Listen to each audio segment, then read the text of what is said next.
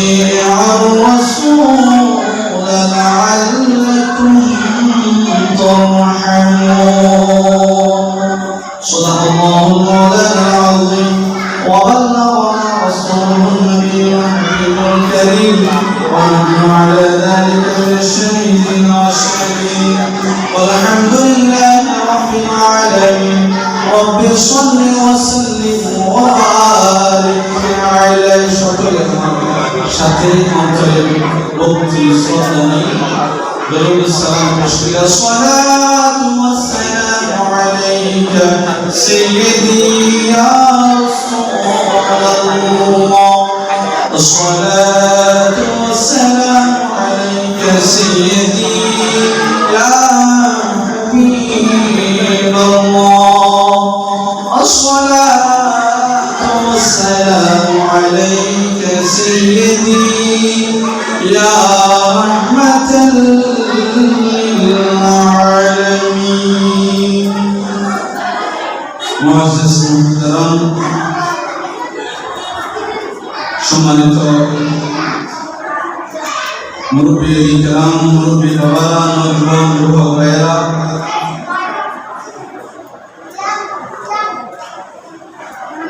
মাইকের আওয়াজ যতটুকু পর্যন্ত যাচ্ছে পর্দাশী মধুরা মশরা আমার মা ও বোনেরা, আজ মধ্য মুসলিম পাড়া মসজিদ পরিচালনা কমিটি ও এলাকাবাসীর উদ্যোগে আয়োজিত পবিত্র ঈদ মিলাদুন নবী সাল্লাল্লাহু আলাইহি ওয়াসাল্লাম উদযাপন উপলক্ষে আজিমুশ শান মিলাদ মাহফিলের সম্মানিত প্রধান আলোচক কেন্দ্রীয় শাহজাহান মসজিদের সম্মানিত খতিব মুকাররম হুজুর হযরতুল হাজ মাওলানা মুফতি মুহাম্মদ আব্দুল নবী হক্কানি সাহেব মাদ্রাসাতুল আলিম, আরো উপস্থিত থাকবেন আজকের মাহফিলের বিশেষ আলোচক কেন্দ্রীয় শাহজাহান মসজিদের সম্মানিত পেশ ইমাম হুজুর হযরত মাওলানা মুহাম্মদ সালাউদ্দিন আল কাদরি মাদ্রাসাতুল আলিম, আরো উপস্থিত থাকবেন আজকের মাহফিলের প্রধান অতিথি, প্রধান মেহমান, অত্র এলাকার কৃতি সন্তান, অত্র এলাকার কাউন্সিলর, খাগড়াছড়ি পৌরসভার প্যানেল মেয়র এক জনাব মোহাম্মদ শাহ আলম সহ বিশেষ অতিথিবৃন্দ, আমার সামনে বসা মুরব্বী বাবারা, নওজোয়ান যুবক ভাইয়েরা, পর্দানশীল আমার মা ও বোনেরা, সর্বপ্রথম আমার ইসলামিক সম্ভাষণ গ্রহণ করুন। আসসালামু আলাইকুম ওয়া রাহমাতুল্লাহি ওয়া বারাকাতুহু।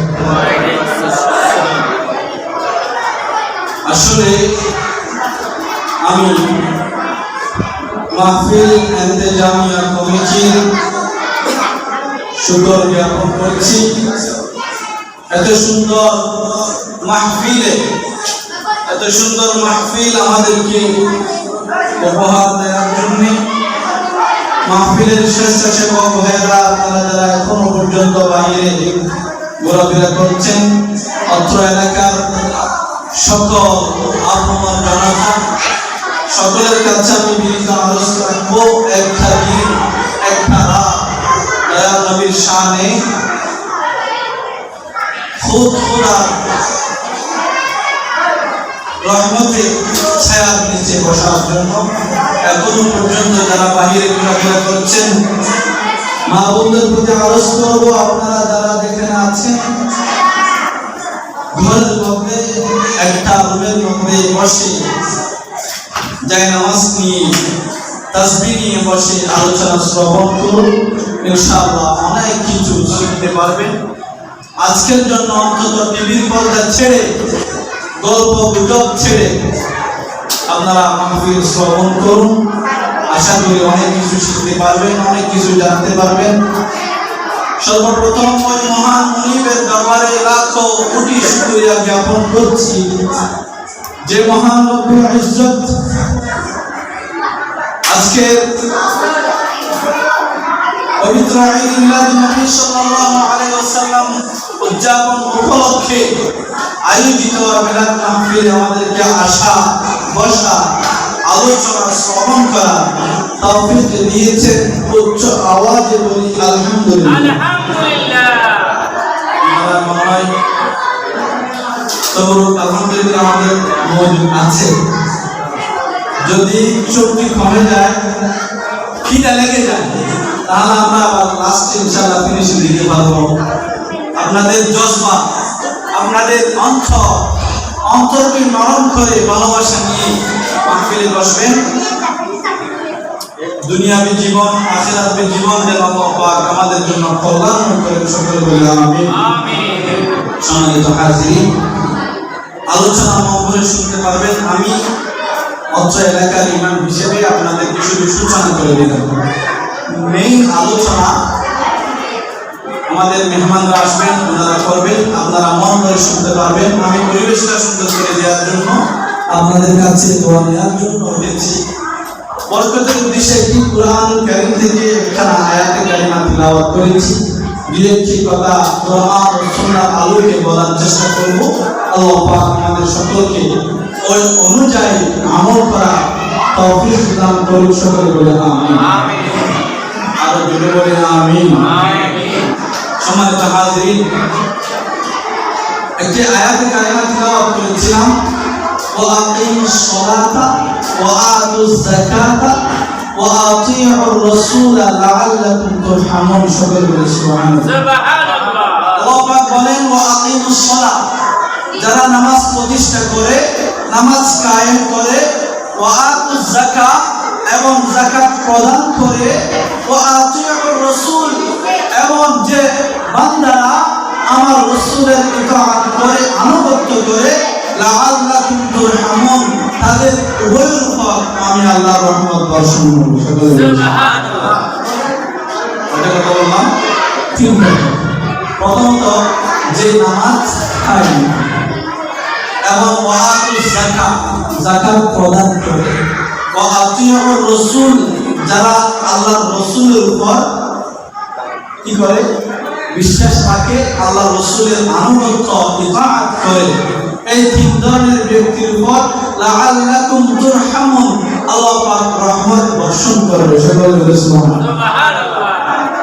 আমার কথা কোরআন কারীম শুরুতে আল্লাহ পাক বলে দিয়েছেন, যালিকাল কিতাব লা রাইবা ফি হুদাল লিল মুত্তাকিন।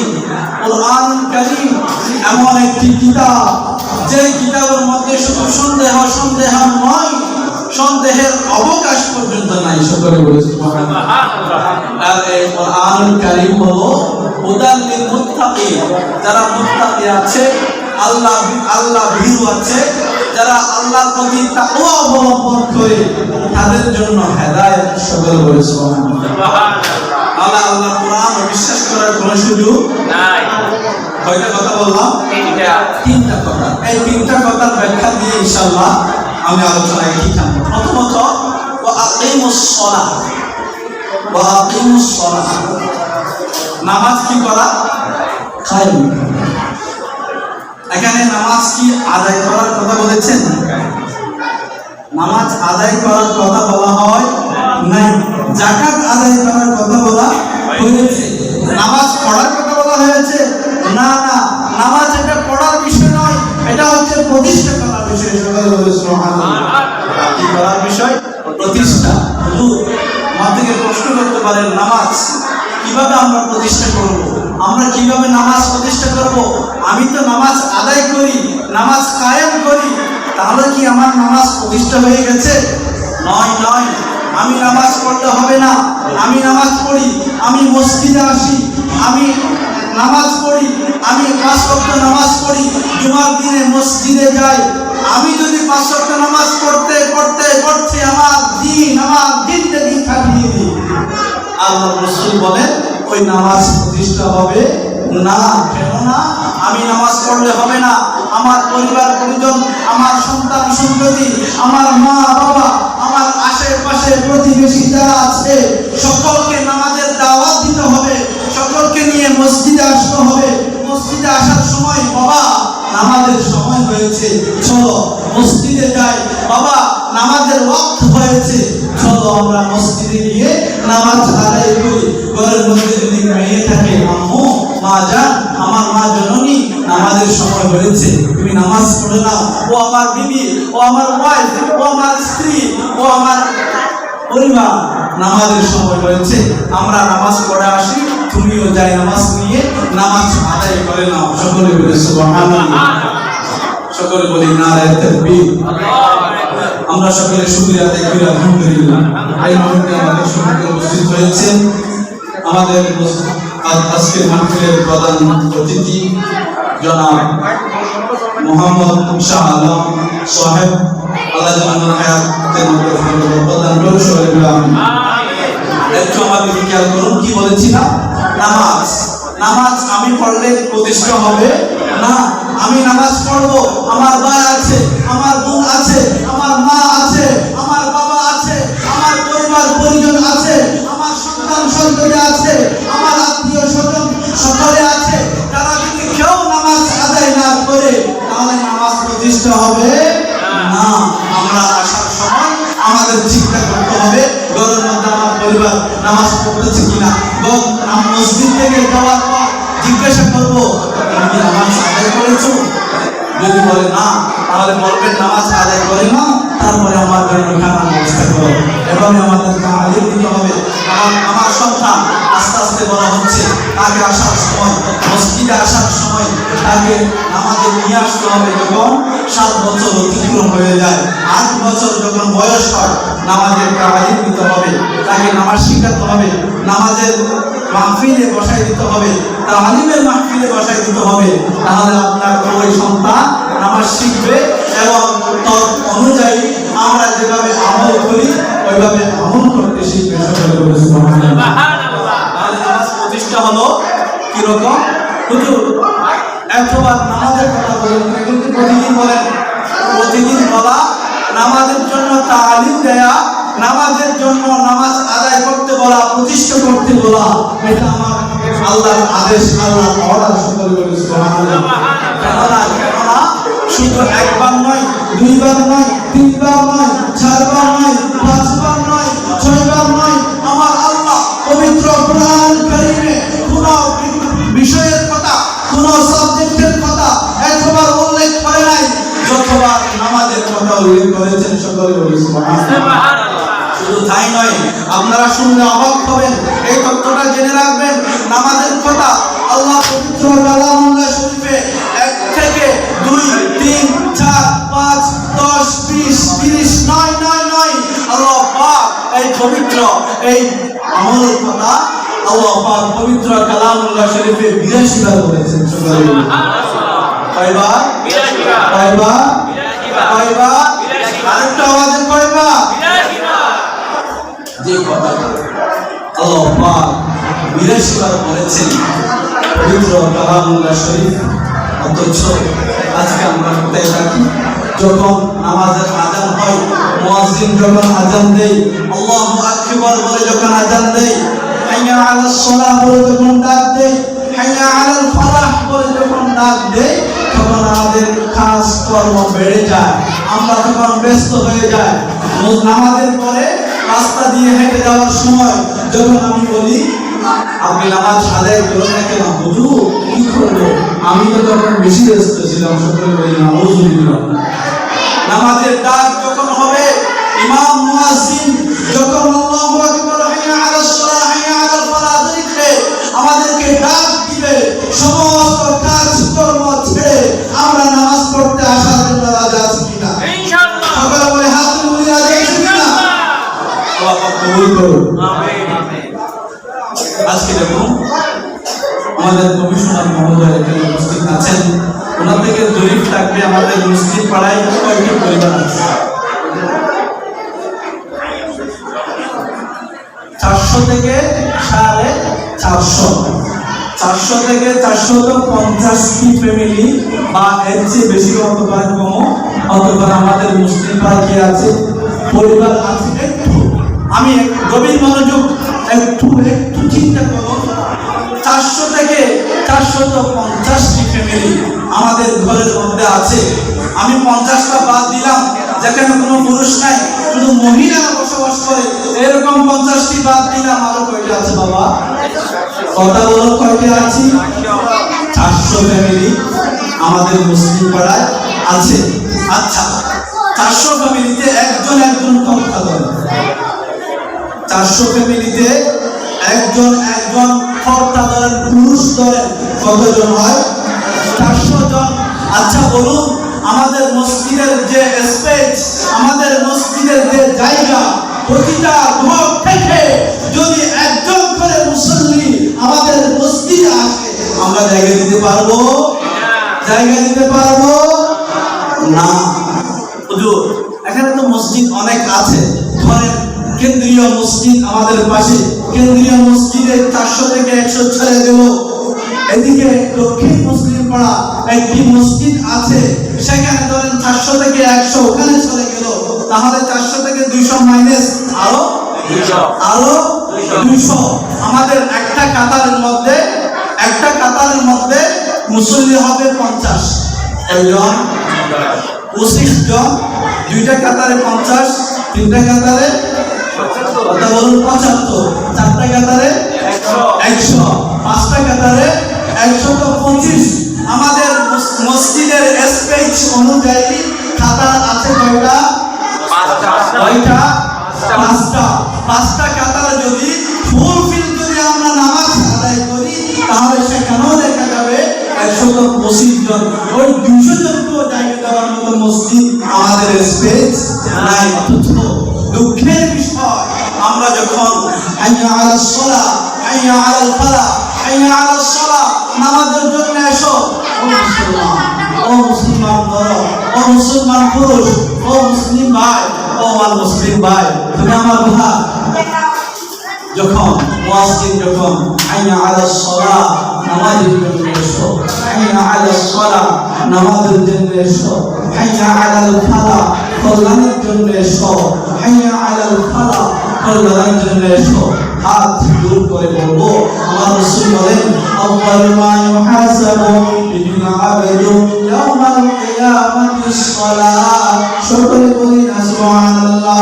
আমার রাসূল কামলিওয়ালা নবী, হায়াতুন নবী, নূরানি পদ্ধতি, নূরানি মাদ্রাসায় যারা পড়ে তাদের মুখস্থ আছে হাদিস খানা, মিশকাত শরীফ হাদিস খানা আছে, নূরানি যে বইটা আছে, নূরানি পদ্ধতিতে কোরআন শিক্ষা, ওখানে হাদিস আমাদের ছোট ছোট বাচ্চারা আজকে মাগরিবের পর থেকে তেলাওয়াত করেছে।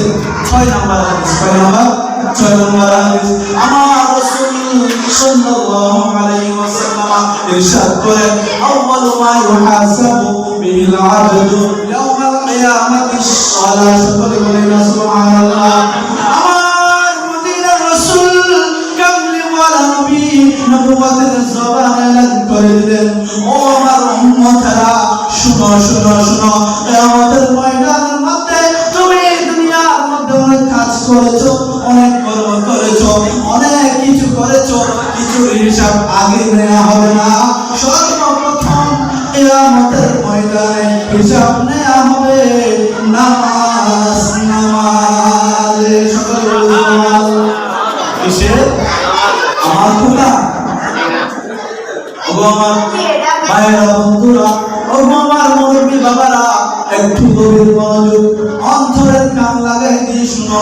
কিয়ামতের ময়দানের মধ্যে আমাদেরকে যখন কাঠ করে দাঁড়ানো হবে, আমাদেরকে যখন কাঠ করে দাঁড়ানো হবে, সকলে বলি নারায়ে তাকবীর, নারায়ে রিসালাত, নারায়ে গাউসিয়া। বিশেষ আলোচকের আগমন, হুজুর হযরত মাওলানা মুহাম্মদ সালাউদ্দিন আল-কারি রাদিয়াল্লাহু আনহু। জিন্দাবাদ, জিন্দাবাদ।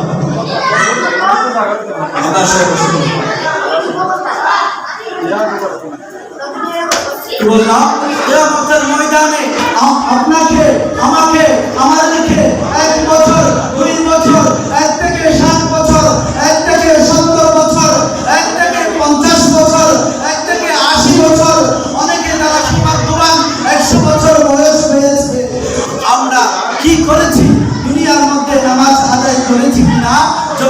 আমাদেরকে বলা হবে, আমাদেরকে হিসাব দিতে হবে, তখন আমরা কি জবাব দিব? প্রথম হিসাব যখন আমরা দিতে পারবো না, তখন আল্লাহ চেহারা মলিন করে ফেলবেন। ওমা খালাকাতুল জিন্না ওয়াল ইনসা ইল্লা লিয়াবুদুন, আমি জিন এবং ইনসানকে আমার ইবাদত করার জন্য সৃষ্টি করেছিলাম, আজকে আমার বান্দারা আমাকে জবাব দিতে পারতেছে না। আল্লাহ পাক আমাদের সবাইকে পাঁচ ওয়াক্তের নামাজ মসজিদে এসে পড়ার তৌফিক দান করুন, সকলে বলে আমিন। আল্লাহুম্মা সাল্লি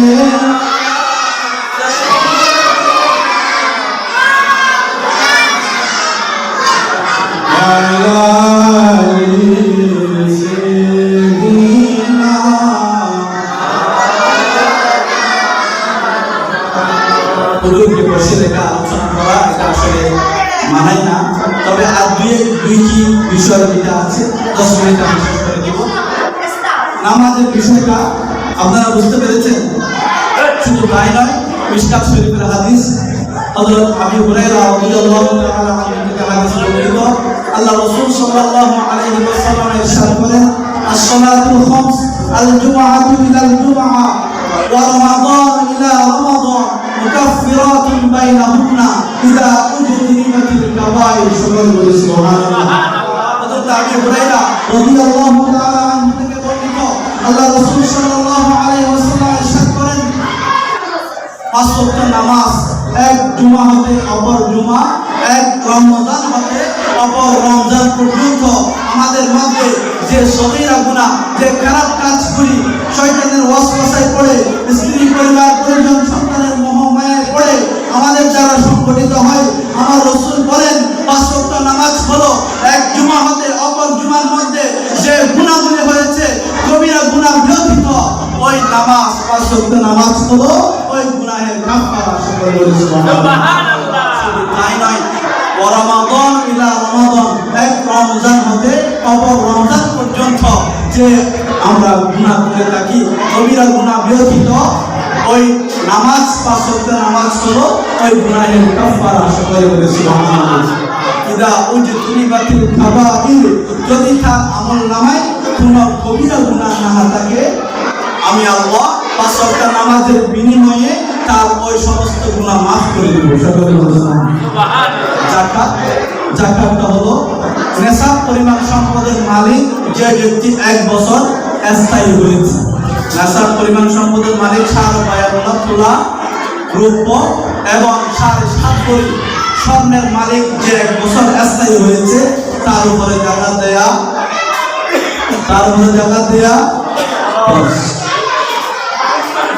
তৃতীয় নাম্বার, ওয়া আকিমুস সালাতা ওয়া আতুজ যাকাত ওয়া আতিউর রাসূলা লাআল্লাকুম তুরহামুন, ওয়া আতিউর রাসূল, যে আমার বান্দা আল্লাহ রাসূলের, আমার রাসূলের, আমার মাহবুবের, আমার হাবিবের আনুগত্য করবে, অনুসরণ করবে, সামাজিক জীবন, পারিবারিক জীবন, রাষ্ট্রীয় জীবন, রাজনৈতিক জীবন, তাদের প্রতিটা অঙ্গে প্রত্যঙ্গে চলা ফেরায়, হাঁটা বসায়, আচরণে আমার রাসূলের ইতাআত থাকবে, অনুসরণ থাকবে, ওই তিন ধরনের ব্যক্তির উপর আমার আল্লাহর রহমত বর্ষণ হবে, সকলে বলে সুবহানাল্লাহ। লাআল্লাকুম তুরহামুন, তিন ধরনের ব্যক্তির উপর আল্লাহর কোরআনের ভাষ্য অনুযায়ী কি হবে? রহমত বর্ষণ হবে। আল্লাহ পাক আমাদের সবাইকে এই আলোচনাগুলি আমল করা তৌফিক দান করুন, সকলে বলে আমিন। ওয়া আখিরু দাওয়ানা আলহামদুলিল্লাহি রাব্বিল আলামিন। আসসালামু আলাইকুম ওয়া রাহমাতুল্লাহি ওয়া বারাকাতুহু। এর পর্যায়ে আপনাদের সম্মুখে নূরানী রূহানী